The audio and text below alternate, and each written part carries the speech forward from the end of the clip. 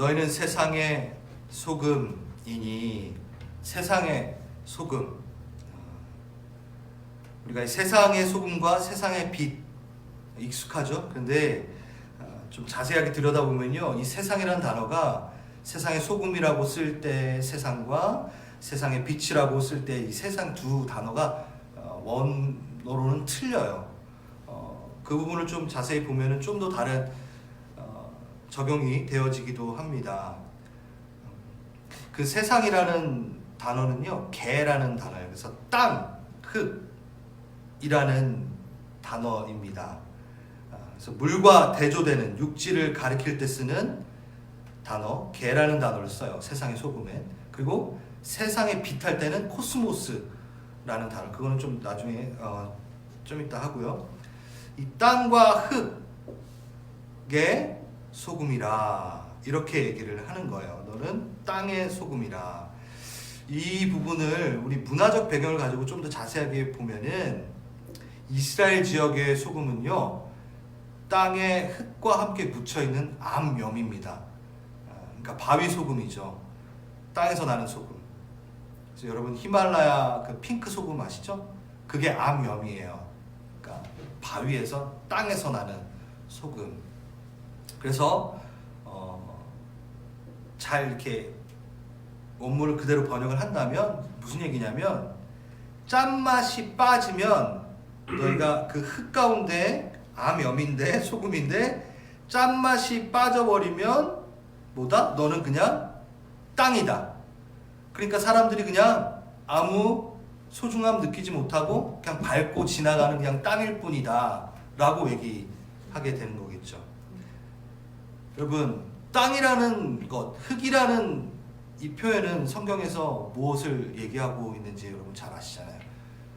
우리가 땅에서부터 생명을 얻어서 우리가 하나님의 사람이 되잖아요. 그렇죠? 그런데 생명이 없으면, 하나님의 영이 없으면 뭐가 되죠? 그냥 땅, 흙이 되죠. 그래서 창세기에 보면은 사단이 합법적으로, 그러니까 뱀이 기어다니게 되면서 하나님께서 얘기합니다. 너는 이제 흙을 먹을지다. 찌다 흙을 먹을 것이다 라고 하는데, 우리 뱀이 흙 먹는 거 본 적 있나요? 아니요, 안 봤죠. 우리 그게 무슨 얘기냐면, 생명이 없는, 하나님과 함께하지 않는 그 부분에, 생명이 없는 것에 그들이 합법적으로 권리를 갖게 되는 부분입니다. 무슨 얘기죠? 우리가 맛을 잃어버리면 그냥 땅과 같이 돼버린다 라고 얘기하는 겁니다. 그럼 또 무엇으로 짜게 하리요? 여기서 보면 소금이 맛을 잃으면 할 때 우리가 대부분 음식을, 세상을 짜게 만들어야 되는데 그 맛을 잃으면 세상을 짜게 하지 못한다, 이렇게 보통 우리가 얘기를 했잖아요. 근데요, How can it be made salty again? 거기에 it은요, 음식, 세상이 아니라, 그러니까 음식에 소금을 넣어서 짜게 해야 되는데 어떡하냐, 이게 아니라 it은요, 소금이에요. 그러니까 소금 너 자체가 맛을 잃으면 어떡하냐, 이 얘기인 거죠. 소금이 들어가서 어떻게가 it이, how can it be가 소금 자체가 짠맛을 잃으면 소용이 없다, 이 얘기입니다. 소금 자체가 무엇으로 다시 소금을 짜게 하니까 너가 너를 어떻게 다시 짜게 하냐, 그 맛을 잃으면, 뭐 이런 얘기예요. 소금이 짜지 않으면 아무 소용이 없어서 땅에 버려진다. 뭐 지금 계속 반복되는 얘기인데요. 아주 깔끔하고 심플한 말씀입니다. 솔직히 이게 뭐냐면, 믿는 자가, 제자가 맛을 잃어버리는 것에 대한 하나님의 경고의 말씀이에요. 물론 우리가 익숙한 이 소금의 설교들이 있죠. 소금은 부패를 방지하고, 소금은 맛을 내고, 그렇기 때문에 소금이 되기 위해서 뭘 해야 되고 막 이런 얘기가 있는데, 그건 맞아요. 근데 그건 2차적인 부분이고요. 이 말씀을 하실 때 우리 주님의 의도는 좀 준엄하게 나를 따라오려 하니, 팔복을 쫙 보여주시잖아요. 그렇죠? 내 성품, 내가 행복했던, 예수님이 행복했던 것들을 보여주십니다. 이렇게 하면은 천국이 너의 것입니다. 복이 있다. 막 이렇게 얘기하셨죠. 그거 이어서 얘기한 거니까, 너 나 따라오려고 하니, 하나님 나라를 보려고 하니, 그리스도인이 되는 것, 제자의 삶을 사는 것, 그거는 그냥 장난이 아니다. 그냥 산책 나가는 것이 아니다. 너가 나를 잘 따라오려거든 맛을 잃으면 안 된다. 라고 경고의 말씀을 하시는 거죠. 그래서 너가 그 땅과 분명한 구분이 있어야 된다. 맛을 잃지 말아야 된다. 그러면 맛을 잃어버리면 그냥 땅이 된다. 라고 얘기하는 거죠.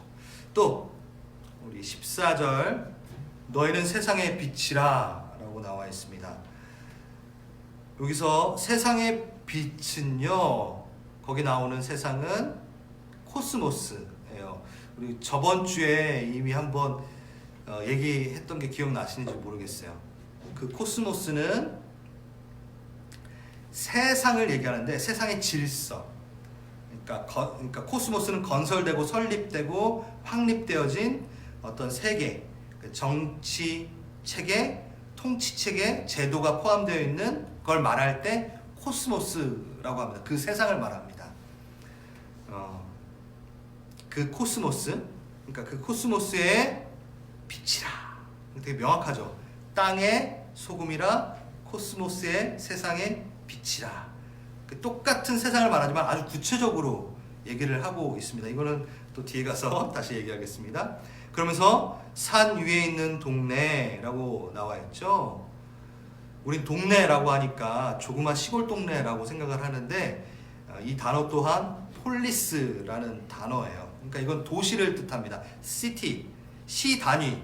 그러니까 행정적으로 어느 정도 규모가 있을 때 붙이는 이름이 폴리스예요. 그래서 미국에 가면 인디애나폴리스, 그렇죠? 미네아폴리스 이렇게. 그래서 우리가 생각하는 조그만 달동네 뭐 이런 게 아니라 산 위에 어느 정도 규모가 되는 행정 규모가 되는 폴리스가 있는 겁니다. 그런데 그렇게 큰 도시가 산 위에 있는데 어떻게 숨길 수 있냐라는 얘기죠. 그러니까 당연히 보이고 노출이 될 수밖에 없다. 빛을 너희가 비춰야 된다 이라는 이거보다 너희는 노출이 될 수밖에 없다라는 얘기로 이제 끌고 갑니다. 그 다음 것, 등불을 켜서 말 아래 두지 않고. 말이라고 해서 그 홀스 타는 말이 아니고요. 우리 청년들, 이겁니다. 한 9리터 정도 곡식이 들어가는 항아리예요. 그래서 곡식을 담는 용기입니다. 이거를 이렇게 덮어서 등경, 그러니까 불을 그 촛불을 켰는데 이걸 덮어서 그 안에 둘 일이 없지 않냐라고 얘기하는 거죠. 그러니까 바가지로 이렇게 덮어놓지 않냐? 그럴 수가 없다. 왜? 빛은 빛이라고 둔 건데 이렇게 얘기하는 거죠. 그래서 숨기지 못하고 비춰지고 보게 되어지는 14절, 15절, 16절 보면요 계속 반복이 돼요. 동네가 숨기지 못할 것이요 모든 사람에게 비춰질 것이고 비치게 할 것이고 또 보게 될 것이다. 그래서 제가 이걸 계속 이렇게 얘기하는 건 뭐냐면요, 그러니까 우리 보통 너가 빛이 돼야 된다라고 많이 듣잖아요. 이 얘기를 들으면. 근데 이렇게 문맥을 쫙 보면요, 너는 빛이다라고 벌써 하셨어요. 빛이 되라 라기보다는 너는 빛이야. 너의 정체성은 빛이야. 근데 그 빛은 왜 있니? 라고 얘기하시는 거예요. 그러면서 바로 노출이 되기 위해서 빛이 있지 않니? 라고 얘기하는 겁니다. 그러니까 우리는 노출이 돼야 돼 라고 얘기하시는 거예요. 막 노출이 되고 막 버는 그런 게 아니라 세상 가운데 빛의 역할을 해야 돼. 맞아요. 그렇게 또 우리가 얘기 당연히 할 수 있죠. 노출이 돼야 돼 이런 얘기합니다. 빛의 역할은 기본적인 조건이 바로 노출이니까 그 얘기를 하는 거죠. 그래서 소금, 첫 번째 소금, 너희는 맛을 잃어버리면 안 된다. 땅과 구분이 돼야 된다. 세상과 구분이 돼야 된다. 그리고 빛은 너희는 가려놓을 수가 없다. 보이기 위한 존재다. 너는 이미 빛이고 이제 너희는 노출을 준비해야 된다. 노출될 수밖에 없다. 너는 세상과 다르다. 소금이면 구분되었고 그러면 비춰진다. 이 얘기죠. 근데 이거를 또 요것만 딱 띄워놓고 본다면 조금 미흡한 부분이 있어요. 뭐랑 같이 봐야 되죠? 앞에 부분이랑 같이 봐야 돼요. 그래서 팔복에 있는 부분과 같이 봐야 됩니다. 우리 너무 그냥 소금, 빛 요것만 딱 떼놔서 읽다 보니까 이 전체적인 문맥 가운데 뭘 우리가 예수님께서 우리에게 의도하시는 말씀인지 좀 놓칠 때가 많아요. 그 앞에 부분 잠깐 보면요. 여러분 성경 피셨으니까 10절, 11절, 12절 보면요. 뭐가 나오죠? 앞에 부분 팔복 쭉 나오다가 마지막 팔복에서 여덟 번째 복에서 의를 위하여 박해를 받는 자는 복이 있나니. 그래서 박해가 있어요. 예수님 성품을 따라가고 예수님이 원하시는 것들을 내가 할 때 원칙에 헌신하는 것이 아니라 관계 가운데 헌신하여 내가 주님 닮고 싶어서 그 팔복들을 행할 때 어떤 게 따라오냐면 박해가 따라오니까 그러니까 세상이 너랑 다르니까 어색해서 너를 밀어내칠 거야 라고 얘기하시죠. 그렇죠? 그때 이 말을 딱 들은 제자들이 제일 먼저 생각하는 게 뭘까요? 본능적으로 와 박해가 생겨서 좋다 이렇게 생각하나요? 아니죠. 박해, 핍박 딱 이런 걸 듣자마자 본능적으로 피하고 싶은 마음이 들었을 겁니다. 그렇죠. 이거 박해를 받는다고? 싫은데? 이렇게 마음이 들었겠죠. 거기에다 대고 우리 예수님이 딱 말씀하신 거예요. 박해를 피하는 방법이 뭘까요? 여러분, 박해를 피하는 방법. 너무 다르다라는 걸 티만 안 내면 박해를 피할 수 있겠죠. 나 너희랑 똑같아. 너랑 똑같은 가치관을 갖고 있어. 나는 똑같이 너희랑 세상 가치관을 갖고 있단다. 그렇게 하나님의 가치관을 갖고 있는 것을 티를 안 내면 박해를 당연히 안 받겠죠. 그러니까 뭐죠? 너희는 구분돼야 된다. 티 내야 된다. 라고 얘기하는 거예요. 하나님의 사람이면은 노출된다. 그리고 또 하나, 숨어버리면 되잖아요. 노출돼야 된다. 우리는 그 박해를 피하는 방법으로 세상과 좀 타협하면 되겠다라고 생각하고 맛을 잃어버려요. 우리의 정체성을 잃어버리게 합니다. 색깔이 없습니다. 그래서 소금이 맛을 잃게 되는 거죠. 그러면 땅하고 구분이 안 되죠. 그럼 티가 안 나죠. 그럼 박해를 피할 수 있죠. 맛 가면 됩니다. 맛 같다고 하면 돼. 그리고 박해를 피하려면 숨어버리면 됩니다. 그렇죠? 우리 그리스도인들이 좋아하는 명언 중에 하나가 이순신 명언이라고 그러잖아요. 그렇죠? 이순신이 죽으면서 나의 죽음을 적들에게 알리지 말라라고 이렇게 명언을 남기고 죽었는데 우리 그리스도인들이 주위 사람에게 내가 그리스도인임을 알리지 말라 그러면서 숨어 있다고 하잖아요. 자, 그래서 이렇게 세 가지로 구분할 수 있을 것 같아요. 맛을 잃고 노출도 안 되는 사람. 크리스찬이라고 얘기할 수 있을까요? 다시 맛을 잃어버렸어요. 구분이 안 돼요. 땅하고 구분이 안 돼요. 그런데 노출도 안 돼요. 그런데 이런 사람들이 교회에 많대요. 그래서 교회는 스스로 그리스도인을 은퇴한 교인들로 골머리를 썩고 있다. 뭐 이렇게 얘기를 또 하더라고요. 저희 교회 얘기하는 건 아니에요. 또 하나, 맛을 잃었는데 노출이 되는 경우가 있어요. 이게 뭐죠? 뉴스에 많이 나오는 분들이 있죠. 인간들이라 해야 되나? 아무튼 그런 사역자들, 목회자들 명찰은 그리스도인 달고 있는데 맛을 완전히 잃어버린 거예요. 맛 간 거죠. 근데 노출이 돼버려요.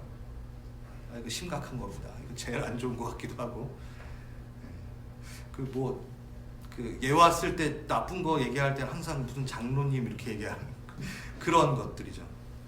저희 교회 장로님들은 안 그러신데. 또 세 번째 뭘까요? 구분이 돼요. 근데 노출이 돼요. 그러니까 정말 우리 주님이 원하시는 거.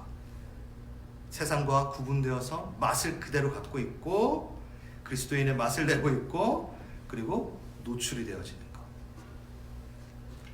바로 이것을 주님이 원하시기 때문에 우리에게 소금이요 빛이요 라고 얘기하십니다. 세상의 시선이 두려워 맛을 잃어버리면 안 됩니다, 여러분. 그리고 우리는 노출되어지는 빛입니다. 너희는 주 안에서 빛이라. 제자들이요, 되게 평범한 사람들이었어요. 이러한 제자들에게 예수님이 너희는 빛이다. 마냥 좋았을까요? 좀 당황스러웠을 것 같습니다. 너희는 소금이다. 소금까지는 좀 이해가 됐어요. 왜냐하면 예수님이 본인을 소금이다 라고 얘기한 적은 없으니까. 근데 빛이다. 예수님이 본인이 나는 빛이다 라고 얘기했는데 우리 보고 너희도 빛이다. 동일시 시켜주시는 거예요. 조금 부담이 되었겠죠, 제자들도. 여러분들은 어떠신가요? 부담됐겠죠? 지금 내 상태를 아는데 너무 지나친 칭찬 아니죠? 이게 가능하단 말인가? 내 주위 사람들에게, 아니 가장 가까이 있는 우리 가족들에게 난 그리스도인이야, 교인이야 라고 얘기해도 좀 창피한데 내 가족에게 난 빛이야 라고 한다면 여러분 어떠시겠어요? 여기 몇 분 앉아 계신데 한번 얘기해 보세요. 옆에 분들 나 빛이야 라고 해보세요. 네. 제가 에베소서 5장 8절 읽어드리겠습니다. 너희가 전에는 어둠이더니 이제는 주 안에서 빛이라. 여러분 부족하지만 예수님의 마음에는 타협이 없습니다. 예수님이 우리를 부르시는 그 부르심, 내 안에 있으면 뭐라고요? 너는 빛이라 얘기하십니다. 우린 전부 다 빛이 되었습니다. 빛이 되십시오. 빛이라니까요. 자, 이 부분은 상당히 중요한 겁니다. 솔직히 여러분 거룩하십시오 라고 얘기하는 부분, 빛이 되십시오 라고 그 안에는 그 빛처럼 행동하십시오, 거룩에 알맞는 행동하십시오 라고 얘기하는 거지, 빛이 아니라고 해서 빛이 아니라고 얘기하는 게 아니고요, 거룩이 아니라고 얘기하는 게 아니에요. 거룩에 대한 부분은 우리 교회에서 많이 얘기했습니다. 우린 거룩합니다. 근데 다만 그 거룩한 행실을 나타내지 못한다는 거죠. 택함 받은 백성입니다. 제사장들은 태어날 때부터 그쵸? 거룩한 제사장의 계열이 됩니다. 우린 누구죠? 만인 제사장이죠. 주님 안에 거한다면 우리는 이 세상을 대하여 제사장이 돼버렸습니다. 제사장으로 삽니다. 그런데 그 제사장의 역할을 못하는 홈리와 비느하스가 되면 안 된다 라고 누누이 말씀을 드렸습니다. 우리는 빛입니다. 그리고 우리는 거룩합니다. 그래서 예수님께서 이렇게 얘기합니다. 난 결정했어. 너를 빛이라고 명했고 그래서 너희는 세상의 빛이라 라고 얘기한다. 그래서 여러분 여기서 너희는 이라는 이 단어가 유아, 이게 헬라어로 휴메이스 에스테라는 단어래요. 근데 이걸 어떻게 읽어야 되냐면, 이게 제가 그 학교 다닐 때 우리 헬라어 가르쳐 주신 선생님이래, 교수님이, 이거는 그렇게 읽으면 안 돼 라고 하잖아요. 휴메이 에스테는 어떻게 얘기해야 되냐면, 이 세상에 소금이 있다면 그게 바로 너야! 이렇게 읽어야 된대요. 그러니까 너희는이 아니라 그게 너야! 너희야! 이 세상에 만약에 빛이 있다면 바로 너야! 이 세상에 빛이 있다면 바로 명기 너야! 지행자매 너야! 이렇게 얘기한다는 거죠. 그러니까 내가 속한 내 가정에, 내 직장에 빛이 있다면 그건 다른 게 아니라 너다 라고 얘기합니다. 소망과 변화와 생명을 전달할 수 있는 유일한 빛은 너야. 왜? 너는 나랑 연결되어 있는 유일한 나의 자녀니까. 세상을 봐봐. 어디에 빛이 있겠니? 나랑 연결되어 있는 너가 빛이지. 할렐루야. 바로 이 얘기입니다. 그래서 이 말씀의 큰 골자는요, 빛이 되라 라고 얘기보다는 숨길 수 없다.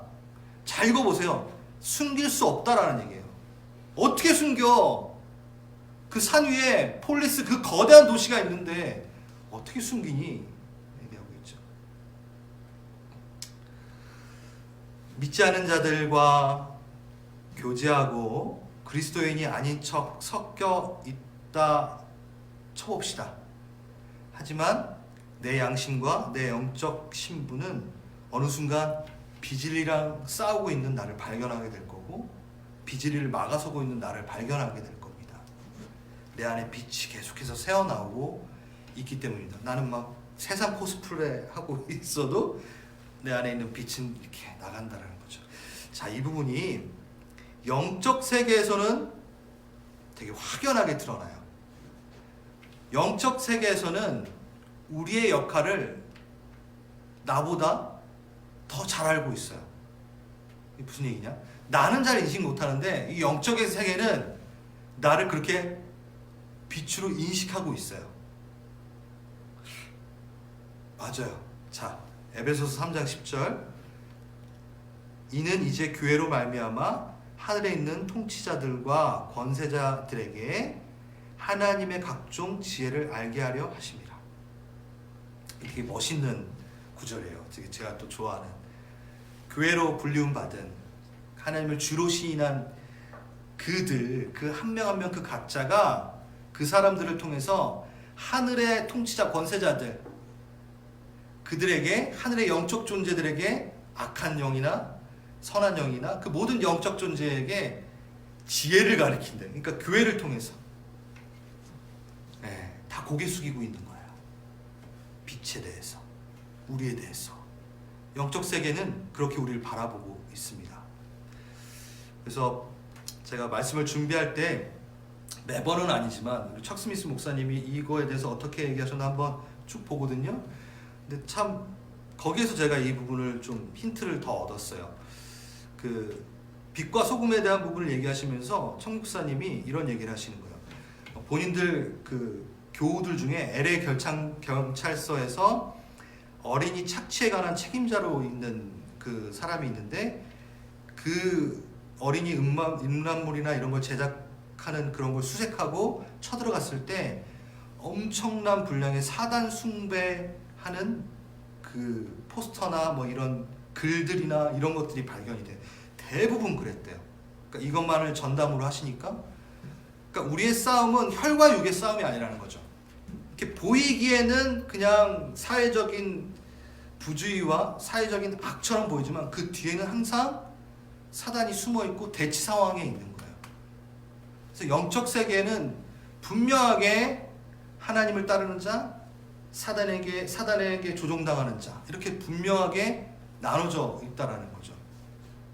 그래서 이 부분을 어떻게 하면 좀 쉽게 설명을 드릴까라고 할 때 예를 하나 제가 들겠습니다. 저를 두고 얘가 아니라 실제 이제 간증인데, 근데 제가 간증을 할 때 항상 사역자가 된 다음에 어떤 영적인 대치 이것들을 이렇게 많이 얘기를 했었던 것 같아요. 근데 왜냐하면 지금 보면은 영적 세계의 역할을 내가 깨닫지도 못하고 있는데 그 영적 세계에서는 상당하게 내가 비친 것을 이미 알고 있다라는 걸 설명하기 위한 거니까 제가 사역하기 이전에 있었던 일들을 좀 잠깐 얘기하겠습니다. 그럼 뭐 제가 골수암에 걸려가지고 이렇게 기적적으로 낫고 이런 부분들을 많이 들으셨잖아요. 그러니까 그때는 제가 사역을 부름받기 전인데도 영적인 어떤 대치적인 부분들을 제가 많이 봤죠. 근데 그거는 이제 좀 얘기한 적이 있으니까, 제가 중학교 때 저희 부모님이 어떤 사업을 하시는데 어떤 집안과 동업을 하기로 했어요. 아주 그걸 준비하고 계셨는데, 그 동업하기로 한 그 상대편 집에서 우리 부모님이랑 같이 동업을 하면 어떨까라는 거를 궁금해서 이제 점집에 간 거예요. 네, 점집에 가서 물어본 거예요. 이 집안이랑 같이 동업을 하면 괜찮겠냐고. 근데 그 무당이 정확하게 뭐라고 얘기했냐면, 그 집안은 교회 다니는 집안이다. 그리스도인 집안이다. 그러니까 하지 말아라 라고 얘기를 했대요. 그래서 동업을 못했어요. 그 가정이 우리랑 못하겠다고 얘기를 한 거예요. 그래서 제가 중학교 때였는데 그 얘기를 들으면서 되게 신기하다. 나는 빛이고 막 뭐 이런 건 잘 몰랐어요. 근데 뭐 내가 빛 가운데 행하고 막 이런 게 없는데, 야, 영적 세계에서 쟤네들 저 적군 쪽에서 우리를 알아보네? 뭐 이런. 그래서 기분도 참 좋은. 근데 우리 아버님은 동업을 하자는데 왜 그러지? 뭐 이렇게 좀 힘들어 하셨지만 뭐 그렇다고 하니까 기분이 또 좋으셨던 것 같아요. 그리고 또 하나, 이거는 진짜 제가 이제 고등학교 때 친구네 집을 이제 놀러 가게 됐어요. 근데 그 집이 사당에 있었어요. 여러분 사당 아시죠? 그 사당이라는 동네가 이름 자체가 산당이 많았기 때문에 사당이에요. 사당이 많았기 때문에 사당이에요, 진짜로. 그래서 그 뒷골목을 가면요, 점집이 정말 많아요. 근데 저는 그걸 하나도 몰랐을 때였어요. 고등학교 때 버스를 타고 친구랑 같이 그 집을 이제 가기 시작했습니다. 근데 아직도 기억이 나는 게, 어떤 아줌마가 계속 저를 힐끗 이렇게 쳐다보는 거예요. 네, 그래서 기분은 되게 나쁘고 막 그랬어요. 버스에 같이 내렸습니다. 사당역에 내렸습니다. 그게 3번 출구였나? 아무튼 거기서 내려가지고 이렇게 걸어가는데 그 친구 집이 조금 이렇게 올라갔어야 돼요. 이렇게 들어갔어야 돼요. 가는데 그 아줌마가 우리 앞을 가고 있었고 저희가 어쩔 수 없이 이제 뒤따라가게 된 거죠. 근데 그 아줌마가 가다가 자꾸 이렇게 쳐다보는 거예요. 근데 버스에서부터 제가 방구 냄새 같은 게 자꾸 나는 거예요. 내 친구한테, 야, 너 방구 끼지 마 막 이랬는데 안 꼈다고 막. 그런데 제가 걸어가는데 계속 방구 냄새 같은 게 나는, 별로 냄새가 안 좋아요. 계속 안 좋은 냄새가 나는데 골목골목 가는데 그 냄새가 이렇게 저한테 더 심해지게 느껴지는 거죠. 근데 그 아줌마가 이렇게 계속 이렇게 쳐다보더니만 되게 기분 나쁘다는 듯이 탁 나를 마지막으로 째려보고 문으로 집으로 탁 들어가는데 거기에 이렇게 점집이었던 거예요. 모르겠어요. 저는 그때 제가 빛으로 행동하고 뭐 기도 열심히 하고 그런 상태도 아니었어요. 뭐 그러지 않았어요. 그런데 제겐 되게 신기한 체험이었습니다.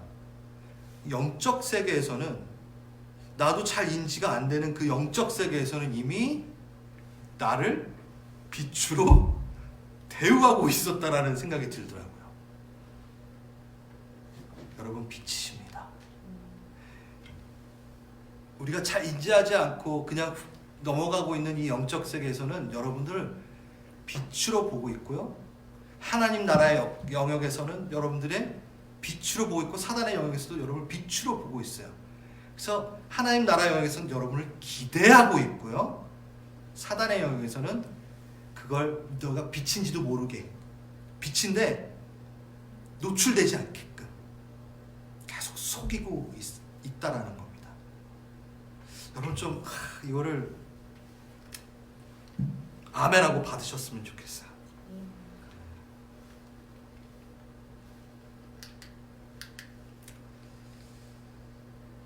그리고 성경은 이렇게 얘기합니다. 우리를 그냥 소금이다, 그냥 빛이다 얘기하지 않으시고 세상의 소금, 세상의 빛이다 라고 얘기하셨습니다.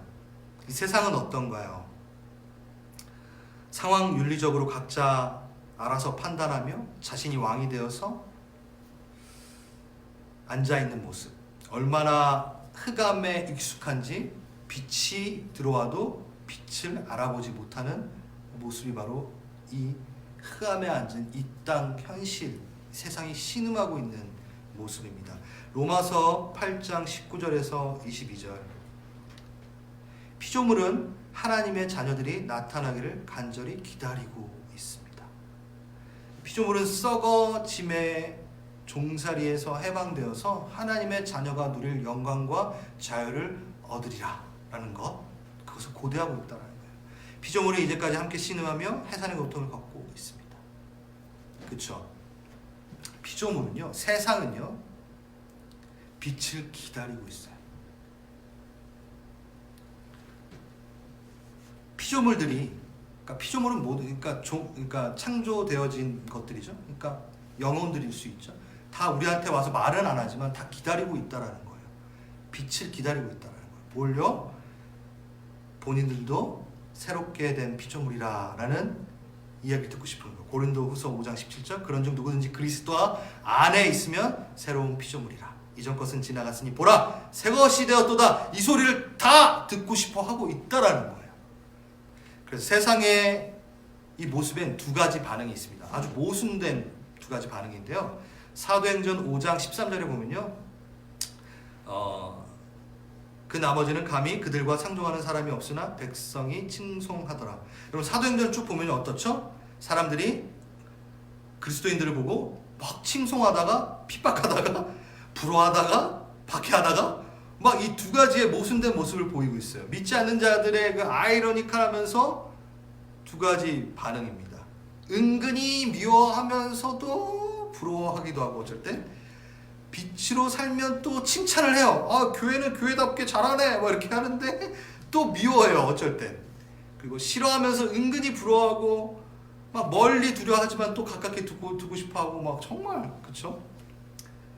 이걸 제가 증명해 볼까요? 세상은 막연하게 그들의 영적 의식 속에 빛을 사모하고 있습니다. 자, 누군가 장례를 치르게 돼서 조문 인사를 갔는데 고인이나 이제 인사를 하는 거죠. 고인된 가족들에게 고인이 지옥에 가셨습니다. 네, 먼지가 되셨군요. 하면서 위로하는 사람 봤나요? 한 명도 그러지 않아요. 다 어떻게 종교가 하나 없어도 좋은데 가셨을 거예요. 이렇게 얘기해요. 그 안에 영적 세계가 있다는 걸 알고 있어요. 다. 뭐 그냥 본인도 죽었을 때 좋은 곳에 가겠지. 막연한 의식 속에 막연한 희망을 갖고 있죠. 그게 바로 빛을 사모하는 것들입니다. 또 넌 크리스찬 친구들이 그리스도인 친구들한테 자주 하는 말이죠. 야, 넌 교회 다니면서 이 말 많이 안 들어보셨어요? 전 옛날에 많이 들어봤는데 야, 넌 그리스도인, 넌 교회 다니면서 야, 그러니까 다 희망하고 있어요. 교회가 바르게 행동해 줄 거를. 넌 왜 교회인데 그렇게 바르게 행동하지 않니? 라고 오히려 얘기합니다. 또 하나, 세상은 기도의 자리를 세상에서 가장 효과적이지 않은 방법이요 이윤이 남지 않는 시간 낭비의 자리라고 이야기하고 비난하지만 실제로 손쓸 수 없는 무력함 가운데 있을 때 항상 친구들이 넌크리스찬 친구들이 뭐하죠? 우리에게 기도 부탁을 해요. 참 아이러니합니다. 예. 믿지 않는 자들이 기도를 부탁합니다. 제가 한 5년 전인가 7년 정도 전에 처음에 한국에 이제 오랜만에 갔을 때 제가 교회 친구들도 있지만 그 세상 친구들도 여전히 연락하면서 끈을 갖고 있었고 지금은 다 이제 연락이 잘 안 되는데 그 친구들이 다 모였어요. 수모 왔다고 선교사로 간다고 뭐 이렇게 했던 수모가 왔대요. 그래서 저희가 맨날 모이는 감자탕 집에 모였어요. 그래서 저는 술을 마시지 않고 친구들은 막 거하게 이제 취합니다. 막 마시고 나서 자기들 어떻게 지내고 있고 막 딱 힘든 일들 얘기해도 되나 누구는 뭐 애인이 생겼다 결혼했는데 애인 생겼다 막 자랑하는 친구들 자기가 차를 바꿨는데 막 외제차 바꿨다 그러니까 아무튼 제 친구들입니다. 막 이렇게 하고 다 먹고 이제 나왔어요. 저는 이제 멀쩡하죠.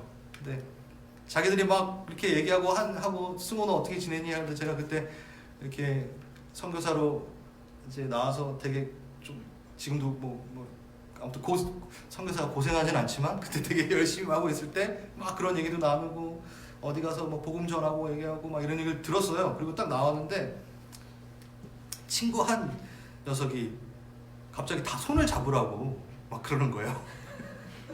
술 다 취해가지고 저만 안 취하고 손을 막 이렇게 다 잡으라고 하더니만 왜 잡으라고 그러니까 얘네들 또 막 으쌰으쌰 막 이런 거 하나보다 이렇게 얘기하자 이렇게 하나보다 갑자기 그 친구가 옛날에 교회를 좀 다녔었나 보죠. 우리 가기 전에 수고한테 기도 그래서 다 같이 손을 잡고 우리 한국에 살면서 너무 힘들다 막 그래서 막 술 취해가지고 네가 기도해주면 잘 될 것 같아 막 이러면서 진짜 제가 기도했습니다. 진짜 친구 손 잡고 주님 얘네들이 좀 주님 좀 알게 해주시고 가정에 평안이 있고 이거 다 바란다라는 거죠. 우린 본질상 빛입니다. 그러니까 어둠은 우리를 보고 기대하고 있어요. 영적 세계는 확실하게 이것이 갈급해하고 있는 것을 우리가 합니다. 그래서 이런 말이 있잖아요. 교회의 비평자는 많아도 교회의 경쟁자는 없다. 그러니까 교회를 대처할 것이 없다. 세상 사람들이 교회를 비난하더라도 하나님의 입장에서 영적 세계의 그 관점에 있어서는 유일한 빛이에요. 이 세상을 하나님 나라답게, 이 세상을 희망과 소망으로 채울 거는 교회밖에 없습니다. 그렇게 바라보고 있습니다. 여러분 빛이십니다. 우리 양쪽 예, 가정에서 본인이 그리고 옆에 우리 부부끼리 넌 빛이야 라고 한번 얘기해 주시면 좋겠습니다. 빛이에요. 예. 빛이야. 지난 일주일 동안 제가 제 안에 있었던 영적 각성에 대해서 좀 또 나눌까 합니다. 이 부분이 우리가 이 시대의 빛으로서 어떻게 한번 역할을 해나가야 될까에 대한 좀 중요한 얘기가 될 수 있을 것 같아요. 제가 수요예배 말씀을 준비하고 있을 때였습니다. 열왕기하 8장 중에 에스겔이 이방 나라를 들어 쓰셔서 이스라엘에게 매를 대시는 벌하시는 그 하나님, 그 사건들, 그걸 예언적으로 보게 돼요. 그러니까 이방 나라들이 와가지고 자신의 자녀들과 성을 회파시키는 일들을 보면서 막 웁니다. 그런 장면이 나와요. 그 장면 구절을 그냥 대수롭지 않게 넘겨갔었습니다. 근데 수요일날 그 아침에 한국에 있는 친구랑 카톡을 하게 됐어요. 그 친구는 이제 공익 활동을 연구하는 회사의 대표인 친구인데 이런 사회의 그런 아픔들 이거에 대해서 관심이 많고 기도를 많이 하는 친구였어요. 그 친구가 이런 얘기를 합니다. 요즘 한국에 페미니즘을 주장하는 20대, 30대 여성들, 페미니즘 아시죠? 여권주의에 대해서 강하게 어필하는 그런 사상인데 그 한국의 20, 30대 여성들의 그 페미니즘 중에 유행하고 새롭게 나오는 문화가 있는데 그게 뭐냐면 동성애, 레즈비언. 그러니까 레즈비언 페미니즘을 선언하는 것이 유행이라고 합니다. 여러 책도 나왔고요. 동성애를 합리화시키는. 자, 그런데 여기 제가 말하는 게 거기 끝이 아니라 그들이 말하는 그 안에 숨어 있는 그리고 그것을 근거로 삼는 것들이 뭐냐면 지금 이 시대에 일어나는 성적 착취들. 여러분 엠번방 사건 아시죠? 그리고 성폭력이 이루어지고 약자에 대한, 그래서 여성들이 약자로 서 있는, 성적인 약자로 서 있는데 우리가 서로 보호하기 위해서는 남자랑 사귀면 안 돼. 그러니까 여성들끼리 살아야 돼. 그가 페미니즘의 새로운 운동이라고 해요. 그러니까 레즈비언이 되는 거를 정당화시키고 있는 거죠. 너무 아픈 얘기인 것 같아요. 맨 처음에 딱 그걸 들었을 때 이 여성들이 너무 뭐 이렇게 반응하지? 맨 처음에 그게 들었어요. 근데 그 깊은 내면에 딱 보니까 엠번방과 같은 이 사건들이 있었고 그 깊은 내면을 보니까 뭐죠? 영적인 싸움, 영적인 대치. 사단이 이것들을 이용해서 꼬리에 꼬리를 물어서 이렇게까지 만들어 놓고 있구나라고 딱 생각하니까 모두가 피해자인 거예요. 너무 불쌍하고 너무 눈물이 나더라고요. 왜냐면 그 친구가 되게 담담하게 얘기했지만 너무 아프다. 승호야 너무 아프다. 그러시는 게 아니라 그러는 거예요. 내가 그걸 들으면서 그냥 이것만 한다면 제 안에 영적 각성이 일어나지 않았을 거예요. 근데 저를 한번 돌아봤어요. 돌아봤는데 그때 이 N번방 사건이 일어났을 때 여러분 코로나 사태가 한창 이슈이고 그 다음에 N번방 사건이 일어났어요. 근데 N번방 사건 처음엔 저게 뭔가 하나도 이게 모르잖아요. 다들 몰랐을 거 아니에요. 근데 조금 그 유튜브로 조금 들어보니까 너무 기분 나쁘고 싫은 거예요.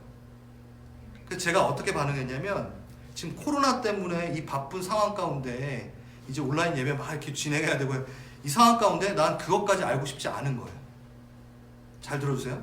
너무 더럽고 세상에 너무 추악한 어떠한 것들을 대면하고 싶지 않았어요.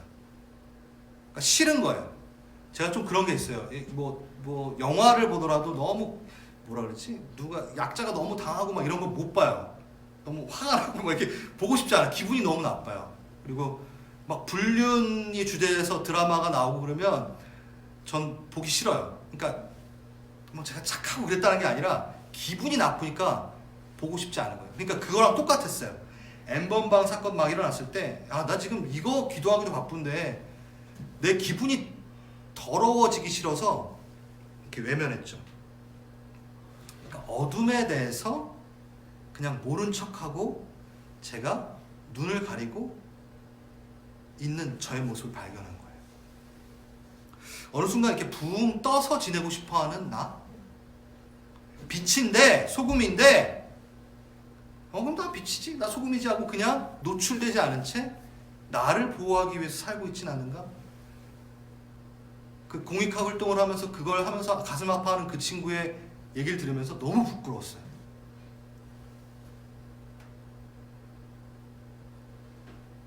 여러분, 이런 N번방, 페미니즘 이런 것들을 사회적 이슈로만 보지 않고 영적인 이슈까지 파악하면서 볼 수 있는 것은 우리밖에 없습니다. 근데 우리가 그것에 대해서 외면하면은 어느 순간 그 허용이 우리의 멱살을 잡을 거고 우리의 숨통을 조일 거라는 거죠. 예수님이 우셨어요. 에스겔이 민족들을 보면서 운 것처럼 예수님도 우셨습니다. 예루살렘 성을 보시고 우십니다.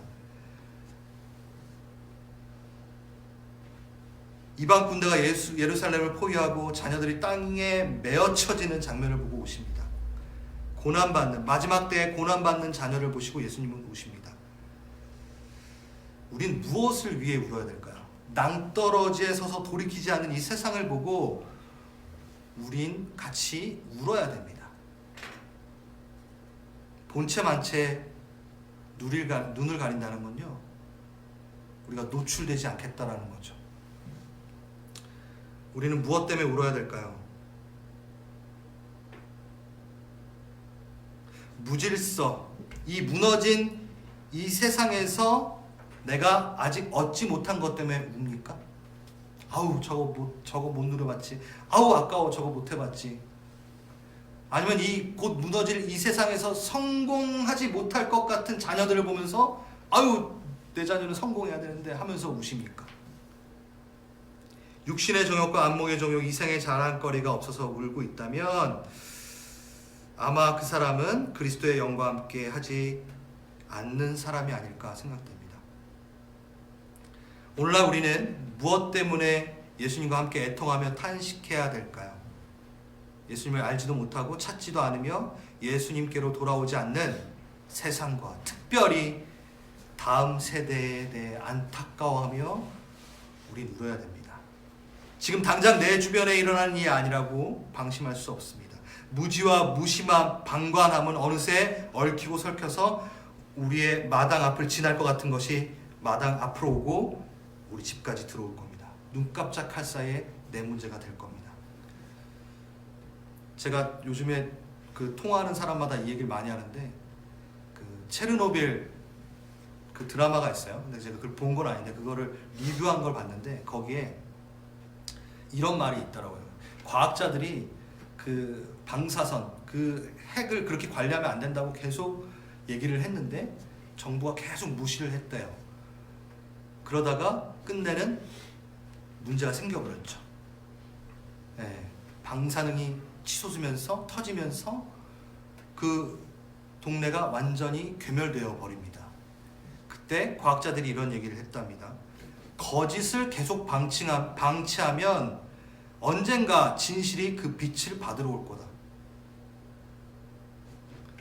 그러니까 분명히 이거를 해내가야 되는데, 관심 갖고 그것에 대해서 싸워 나가야 되는데, 그것을 그냥 방치하고 있다면 언젠가 그 거짓을 방치할 때 언젠가 그 진실이 와서 빛을 받아낸다는 거죠.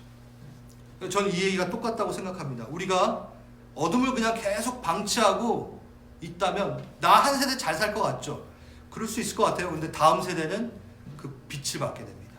바로 우리가 싸우지 않고 하나님의 소금으로, 빛으로 내가 노출되어지지 않는다면 금세 우리는 어둠의 세력에 손을 쓰지 못하는 정치적 상황, 사회적 상황을 맞이하게 될 수 있다. 이미 그렇잖아요, 솔직히. 여러분 자녀를 갖고 계신 분들, 그렇죠? 세상은 신음하고 있습니다. 세상의 방법으로는 소망이 없다고, 빛이 필요하다고 아우성치고 있습니다. 피조물들이 바라고 있습니다. 살려달라고. 교회가 해야 될 것을 해야 됩니다. 마지막으로 빛의 자녀들처럼 행하라. 5장 16절에 이렇게 얘기합니다. 이같이 너희 빛을 사람 앞에 비치게 하여 저희로 너희 착한 행실을 보고 하늘에 계신 너희 아버지께 영광을 돌리라. 빛의 신분입니다. 이거는 타협할 수 없습니다. 우린 빛입니다. 그런데 그 빛은 마땅히 할 역할이 있다, 이제 얘기합니다. 저는 역할도 하나 없이 빛이다 라고 떠들자고 얘기한 게 아닙니다. 빛 맞습니다. 그 신분은, 그 정체성은 변하지 않습니다. 하지만 그 빛다운 행동은 우리에게 주어진 숙제입니다. 에베소서 5장 8절 읽어드렸죠? 14절까지, 8절부터 14절, 에베소서 5장 8절에서 14절까지 묵상해 보십시오. 시간이 지금 많이 갔기 때문에. 아까도 말씀드렸지만 땅의 소금, 세상의 빛, 상당히 구체적으로 주님은 우리에게 제시하고 있습니다. 너의 자리부터 시작해라 라고 얘기하는 것 같아요. 실제적인 구체적인 자리, 내 자리, 그리고 우리 가정의 자리부터 내가 빛으로 훈련되어져서 노출되어야 된다는 겁니다. 산 위에 도시 폴리스가 있는데 거기서 빛이 있잖아요. 빛이 막 발하잖아요. 멀리에서 보기에는 되게 멋있고 아름답고 우리를 위해 비춰주는 빛처럼 느낄 수 있는데요. 이렇게 쭉 줌인해서 들어가 보면요, 그 산 위에 있는 빛은 뭐하고 있는 빛이냐면 자신의 삶의 자리가 어둡지 않기 위하여 비춰놓은 빛이에요. 근데 그 빛이 밝으면 밝을수록 어떻게 되죠? 노출되어서 저 밖에 있는 사람은 우리에게도 비춰주는 빛이 돼요. 제가 이걸 말하는 거는 시작은 어디서부터라고요?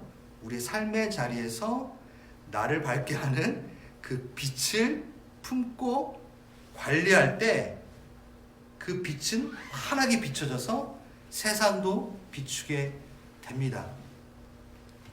우리의 정체성, 우리의 신분, 그리고 우리의 행위까지 한 그 통로 안에 하나님께서 쫙 쏘시면 쏘실 수 있도록 우리를 계속해서 영적 각성의 자리로 대면해 놓아야 됩니다.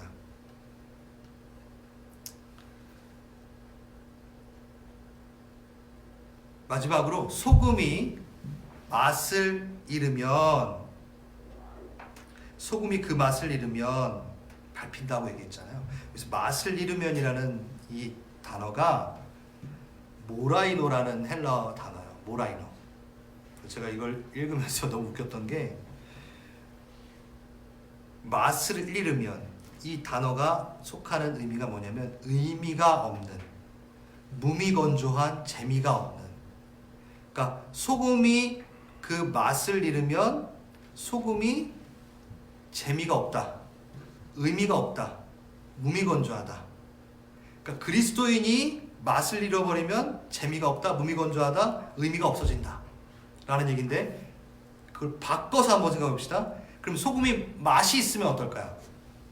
의미가 있고 가치가 있고 무미건조하지 않고 재미가 있어요. 다시, 그리스도인이 맛을 갖고 있으면 재미가 있답니다. 의미가 있답니다.